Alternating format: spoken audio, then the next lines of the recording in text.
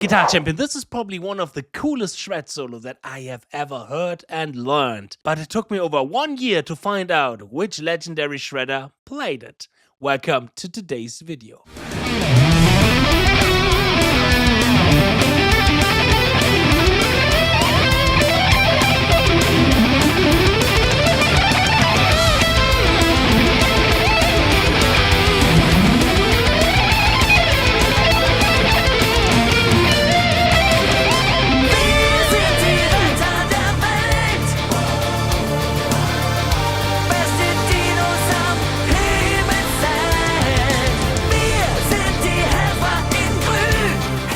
Hey Guitar Champion, what's going on? I'm 𝗗𝗜𝙦𝗚𝗟𝗏 back from my practice dojo and welcome to today's video. The solo that you just heard is from the song 𝗗𝗜𝙦𝗚𝗟𝗏. I hope I pronounced that right, probably not. It's from the Finnish heavy metal band called Heavysaurs. And Heavysaurs is a metal band for kids, which is pretty awesome. We have also a German adaptation of this, also called Heavysaurs, and the song there is called 𝙬𝙚 der Welt, which you can translate in English into Savior of the World. It's a song with a message about climate change and that it's really important to be cautious and aware of nature and that you take good care of nature. And for me, somebody who's more like the left green kind of side of this world, I really appreciate this kind of message and I really appreciate this kind of band because it's a really cool thing for kids. And yes, they are dressed as dinosaurs, which make this whole thing even cooler. The first time I kind of discovered Heavysaurs was 3 years ago at the Guitar Summit. The Guitar Summit is the biggest guitar show here in Europe. You can compare it like NAMM, but only for guitars, and not so far away from where I live here in Germany. And there, every Sunday is Kids Day, and Heavysaurs is playing a show for these kids. And funnily, yeah, 80% of the people in the audience are adults, and not necessarily kids, but kids also love this, and yeah, adults as well, because the music is actually pretty good. They know how to play the instruments. I can't believe it's fucking hard to play the instruments with these costumes on. And they have just a cool message for kids. Friendship, loyalty, self-consciousness and believing in yourself. You know, all the values where I think it's pretty important for a kid to learn. So, and 3 years ago, I also met one of their guitar players, the real person who is being in that costume and is trying to shred the hell out of it while having I don't know how much weight this costume weighed kind of thing on. He had some really cool stories to tell, and on the drive home I was listening to one of their records and then I heard some guitar shredding where I thought, holy fucking shit, what is this? And I immediately wrote him like, dude, that shredding is insane. Who the fuck is that? I'm a huge fan. I have to know. And he was like, I don't know, because the German version, they don't write the songs. They get the songs pre-recorded and pre-produced from Finland, and only the vocals are something that is happening here in Germany. So he didn't really know, and he told me that the producers behind the band, behind the original band, that they are really cautious about keeping a secret who is playing there and who's playing that, because for the kids, so that the kids don't lose that illusion that these are not real dinosaurs. Because I have to be sorry, but they are not real dinosaurs, huh? Oh, I'm sorry, 𝗗𝗜𝙦𝗚𝗟𝗏, but they're not real. They're human inside those dinosaurs costumes. So I tried to make research about that because I wanted to make a video here for my YouTube channel about this incredible shredder who's playing those incredible solos on that record. But I don't know, I couldn't find anything really, so I gave up a little bit and focused on other works. And around 1.5 years later, yeah, I now had a new clue and I now have the answer to the mystery, who the fuck is playing those incredible solos. But before we get into that, I want to share with you why this solo is so cool and some of the cool licks from that solo.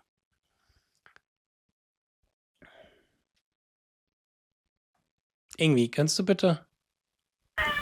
Oh, willst du auf deinen Platz, mein Schatz? No. And if you want to have the tabs for this solo in Guitar Pro and PDF, then you can download it for free. Just check the link in the description box. There I provide it for you. I have transcribed and learned that solo in 1.5 hours or so. And some of you guys might know me on this channel for learning a solo song extremely fast, like my legendary 𝙎𝙤𝙦𝗦𝗏 covers that I do in under 24 hours. One reason why I'm able to do this is because I've worked on my basic fundamental technique in the last 5 years, which helped to skyrocket my playing to the next level, even though that I've played 15 years of guitar before that, 10 of those professional. And I documented all of that in the ZEN of Speedpicking, my big online masterclass about speed picking, where with more than 15 exercises, 10 etudes, 4 workouts and a bulletproof practice plan for everybody who does not have much time on his hand, I will share with you my approach and my way and all of my insights and my knowledge when it comes to picking, but also when it comes to shred lines, to some left-hand stuff, 3-note per strings, how to pick arpeggios. Of course, with that, I give you the correct blueprints to improve your next solo so that you can include more shred into your next solo. Check the link in the description box and don't forget to get the ZEN of Sweeping, my big online masterclass about sweep picking, 50% off when you buy the ZEN of Speedpicking. I can't wait to see you in my masterclass and to skyrocket your playing as well to the next level. And now let's continue with the video.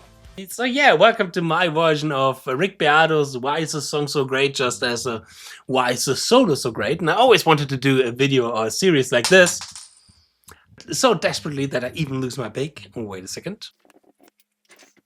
So if you are interested in more videos where I explain why certain solos are really great and show you some licks of these solos, then just let me know in the comment and write down as well what solo do you think is legendary and you want to know why it is so good. Alright, but now let's go to today's solo. So we are in the key of E minor.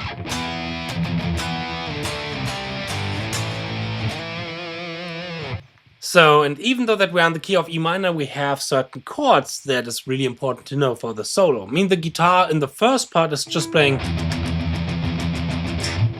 the low E string, but the keyboards underneath it are playing E minor, then D sus4, going to D major, then E minor again, then G to D. The second part, we are playing A, going to E, going to A, and then B flat major, C major, resolving into D. Starting off with a pretty cool E minor legato run. And then comes the first really cool lick, which is kind of D sus4 7 lick, because again we have that chord progression of D sus4 going to D major on the keyboard, and the guitar player, whoever he is, the mysterious shred guitar player, I know but you don't know yet, he is playing this kind of D sus4 7 arpeggio. So we're starting with the D, going to the 4, hammering to the 5th, and then from the 7th to the D. Now a little bit of string skip, where we're going from the 4th to the 5th, back to the D on the D string, and going up to the 6th of D. Everything played in triplets. The following lick is a really cool lick inspired by none other than Tom Quayle, which gives us the hint that maybe the guitar player that we are searching here, that we are looking for here right now, is more kind of a modern guitar player. He's not an old school shredder, he's a modern shredder. So the legato inspired lick goes like this. Of course, Tom Quayle would play it all with hammer-ons and with economy picking here on the high E string, like this, because that's a really classical Tom Quayle kind of lick. He's also doing it sometimes here.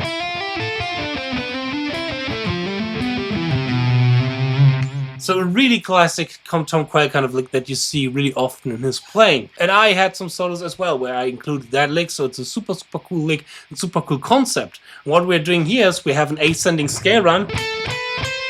Here now from the G to, from the A to the D, A, B, C, D, and then for the D we are playing with an upstroke on the E string, and we are continuing sweeping through an G major 6 chord.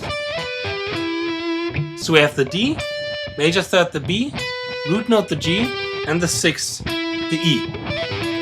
And then we're continuing again with an ascending scale run, like this. So again, triplets, the first scale run, and the rest is 60 notes. Next comes a pretty cool arpeggio section where I actually made one of my first YouTube videos ever, my first YouTube lessons ever on this channel about. You can find my etude on these arpeggios right here, and I made that video before that song was released, so maybe that player has seen one of my first videos before that. I doubt it, but hey, could be, so why not dreaming? Alright, let's check out these arpeggios. We're now playing a C major arpeggio with 4 notes. 1, 2, 3, 4. We have always on the highest string 2 notes and then sweeping down 2 strings. So we're starting on the root note and then going root note, 5th, major 3rd, root note, and adding on the left side of our neck the following shape.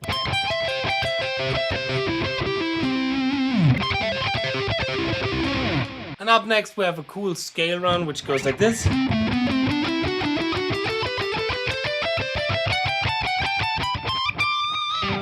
And in the second part, we're starting off with this easy lick. Now comes an A minor sweep arpeggio. Sliding to the next inversion. A little bit of funky double stops.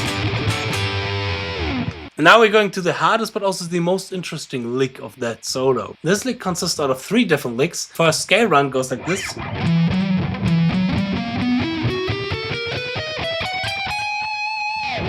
Pretty weird when you're playing it slow, and also pretty weird from the stretches. There I had some real trouble finding the correct fingering because there are no live versions of that solo really online. So I tried to do it with a constant 3 note per string kind of shape because that's a little bit easier for my right hand because I've practiced 3 notes per string so much in my life. And I have a consistency there, starting on the 1 string with a downstroke, starting on the next string with an upstroke, etc, etc. But this leads to some really interesting kind of stretches that are not easy to handle. For example, right in the beginning. Going with my middle finger here on the 14th fret to the 19th fret with my pinky. Or even with my index finger actually to the 19th fret. And controlling the fingers with this kind of stretch is really not that easy. The next 2 shapes goes like this. This is pretty this is pretty basic E minor kind of shape. This is again a little bit bluesy-esque. Flat 5, 5, major 7. Then just simply the E minor scale ascending starting from the E to the G. And then the G sharp, which is weird in the first phrase, but it makes sense when we're taking a look at the next phrase. But let me play that first phrase again together. And the second phrase goes like this. And here now we have some really interesting chromatical approach around A minor. Going from A to the major 7, back to the A chromatically. Going to the minor 3rd. And through the minor 6 to the 5th. And the 3rd lick goes like this. Both together. All 3 of them together.